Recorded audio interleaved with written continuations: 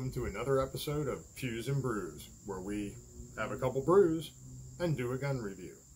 I'm Not So Tactical Tim, coming to you from the Not So Tactical Tavern, and today we're going to be looking at a pistol called the Canik, or as they say it's pronounced, Canik, the TP9SFX. So, sit back, grab a cold one, and enjoy.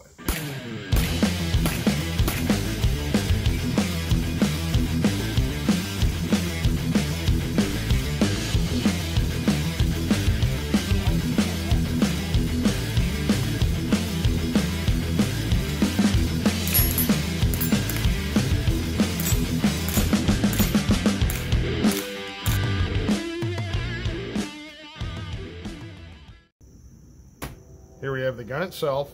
Comes in this nice black plastic hard case. If you lift this little piece of foam off, it has a little pouch in the back. Keep your paperwork, your owner's manual, that sort of thing in it. Here's your accessories, your cleaning brush, cleaning rod, your 4 optics base plates, extra back strap. The one thing that is different with this one as compared to some of the older reviews I've seen is this holster. I think it's actually a pretty nice little holster. It comes with the gun, so you can't argue with that. Just an open top, has some plastic belt clips on the back. Some people have said they're not real sure about the durability of this. If you want a top grade holster, you can certainly go get one, but as a complete kit to come with a holster, you really just can't argue with that. Your 2 18-round magazines with the +2 extensions.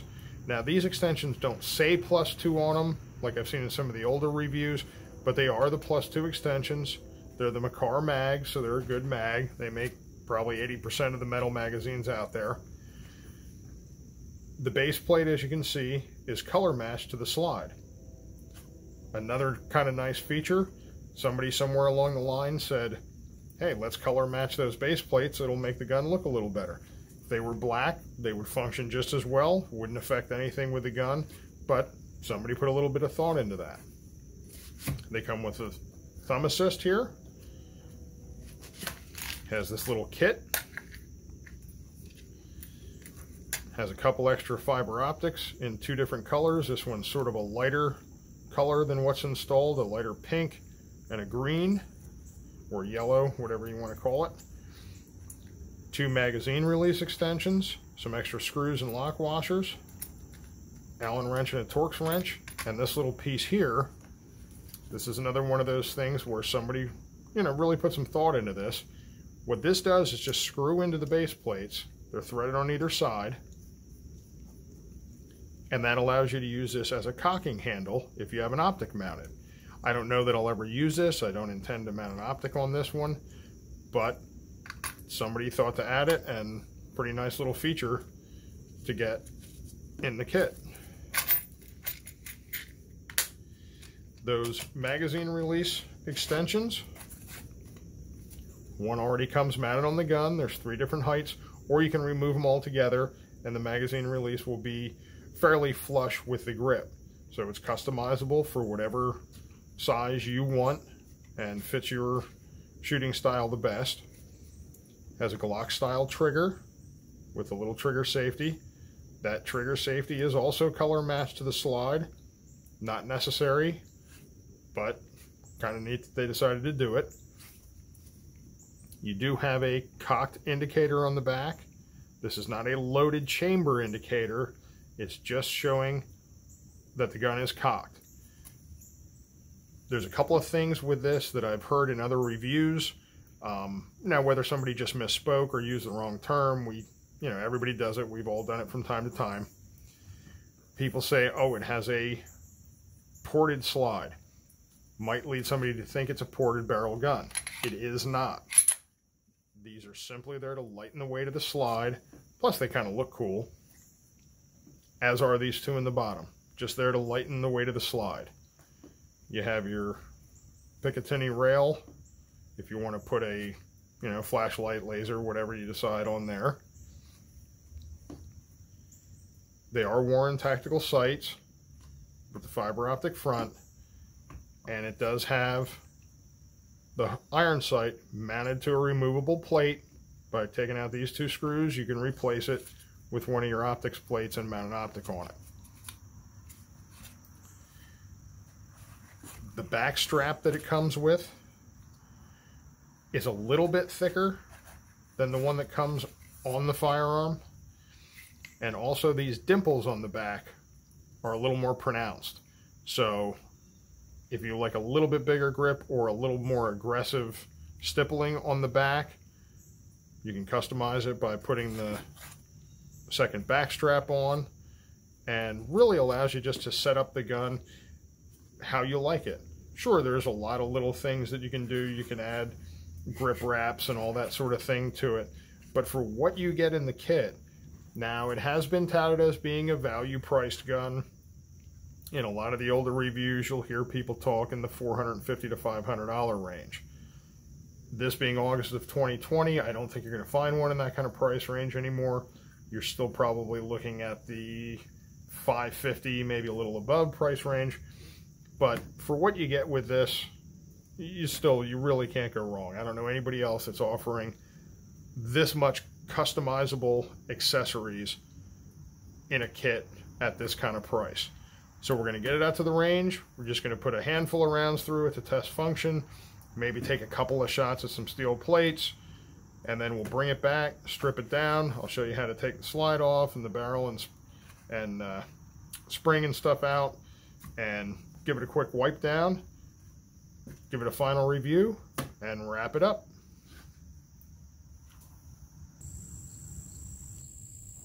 All right, here we are at the local range. Going to take a few shots just to test how well the gun functions.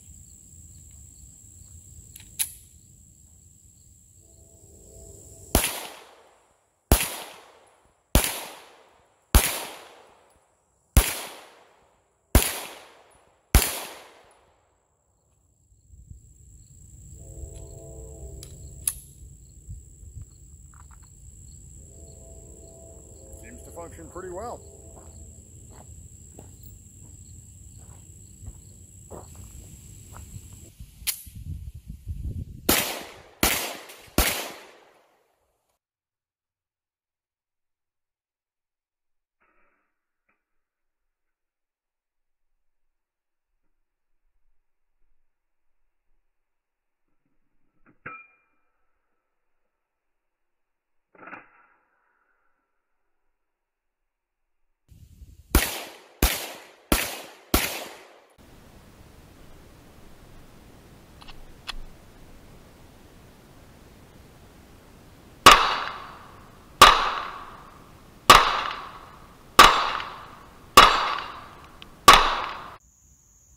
Back from the range, back here at the tavern, and I have to say, this little Canik functioned flawlessly.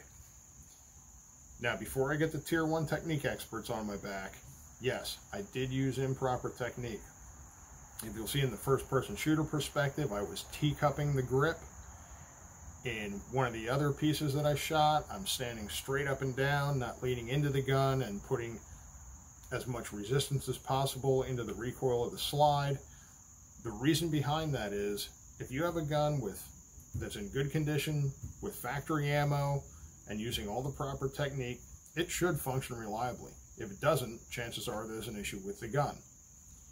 When you can take a gun, use improper technique, use a range of ammo, and still have it function, I think that says more about the true reliability of the gun than having all the conditions be perfect and saying, boy, this gun really functions great. Now, with that being said, the ammo that I used was just some old, tarnished up military ball ammo. Don't even know what grain weight that is. We used some hollow points, and we used some of my reloads.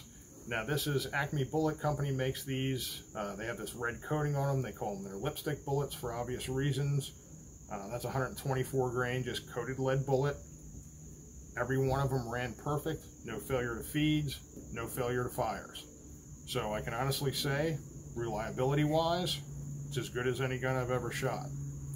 As far as accuracy goes, I really wasn't doing accuracy testing with it. The gun is very accurate.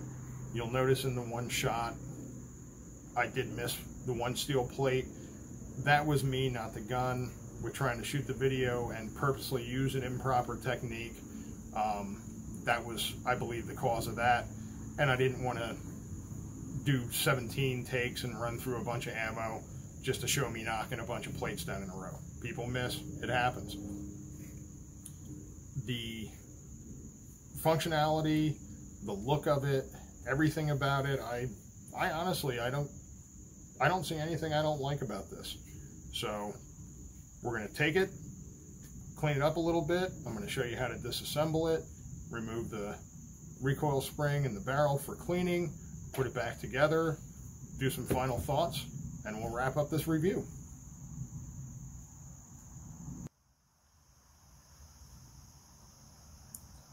Now that we're back from the range, time to disassemble this to clean it. Now I'm not going to get into the cleaning. This is a disassembly of this particular firearm, not how to clean a gun. There's tons of videos out there if you want to learn how to properly clean a gun. There are two things with a semi-automatic that you must do before you begin disassembly of any semi-automatic. The first, make sure there is no magazine in the firearm. The second, have your slide back and visually inspect that the chamber is empty. Those two things are the first two things that you need to do before you begin disassembling any semi-automatic firearm. Okay, now that the safety speech is out of the way, I want to release the slide forward.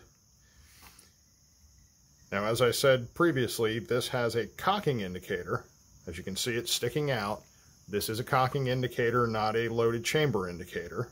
We visually verified the chamber is empty, so we're going to need to uncock the gun by pulling the trigger. You'll see the cocking indicator goes in, showing the gun's uncocked. On either side of the slide, there are these two what look like buttons. You need to pull them down evenly on both sides while taking, sometimes you do, sometimes you don't. I find it a little easier to take a little bit of pressure off the slide just by pulling back a hair, and then the slide should go forward just like that. As far as your lower section goes, you know, you can wipe it down, that sort of thing. There's a lot of aerosol sprays that work great for cleaning these off, but you really don't have to disassemble anything with your lower any further than that. You want to take your slide. Here's your recoil spring and guide rod. Push forward while lifting up a little bit. That'll come right out. It's a captured spring. Now this spring, as you see, it's a flat spring. The guide rods in these are actually metal. They're not plastic. And I believe at least a good portion of them are stainless steel. So that's, there again, another, not necessarily a high-end feature, but a nicer feature to have is an all-metal guide rod. Just push up on the barrel from underneath, slide it forward a hair, pull it right out. There you go. That's as disassembled as you'll ever need to be for a general cleaning. So once we clean the firearm up, just do the exact opposite. Take your barrel, slide it in, drop it down, make sure that it's back all the way. Now hopefully you can see this. There's a little kind of semicircle cutout down there. That is where you want the wide end. Your smaller end is going to go forward. You want the wide end to sit in that little semicircle. Take your narrow end, put it in forward. Again, just with your thumb on the back, push forward until it goes all the way down in. You can end up sitting it on that square on the back here. You need it to go all the way down though into that semicircle. So make sure that you pushed it all the way down so it's sitting in that semicircle. Should look like that. To reinstall the slide, simply line it up with your guides there, pull back. There you go. Your gun is now reassembled and ready to get back out to the range and dirty it up again.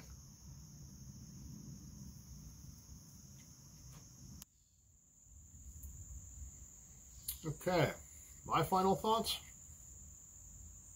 I think it's a really nice little gun. Apparently Canik is an aerospace company, which might explain the good fit and finish of it. There's really nothing not to like about it. I think it looks great. The finish is great. The trigger is great. Obviously, the reliability is extremely good. The accuracy is very good. The accessories that it comes with, you have your interchangeable magazine releases, your extra back strap, obviously your optics mounting plate. Now with me, I am going to change the rear sight. The Warren Tactical sights are great rear sight, but it's just black. I wear contacts, and anything close up, like at arm's length, is a little blurry for me. So I'm going to put an adjustable sight on here with a little more visibility for your sight channel, but that's just me. That's a personal preference that I have. Certainly nothing wrong with the gun itself. Just the overall feel of the gun is great. I mean, really, there's nothing about it that I don't like. Now, the one thing I will say is that the rear sight and the front sight are dovetailed in relatively common sights to find. The front one, the dovetail is apparently the same as the Smith & Wesson M&Ps, and the rear dovetail is common to the Glocks. With that being said, that's the one detraction that I've heard from this, is that, oh, well, it's made in Turkey, it's not made in the US. Well, Glocks aren't made in the US, and there's been a ton of them sold too. So I figured I'd give this one a shot, and you know what? I'm really glad I did. So, with that being said, from all of us here at the Not So Tactical Tavern, I'm Not So Tactical Tim. Now get out there and do something useful with yourself, like pick up a Canik, and then get out there and get pewing. We'll see you next time. Made in Turkey, huh? Well, I guess instead of a brew, I'll have to have a wild turkey with this one. That'll work.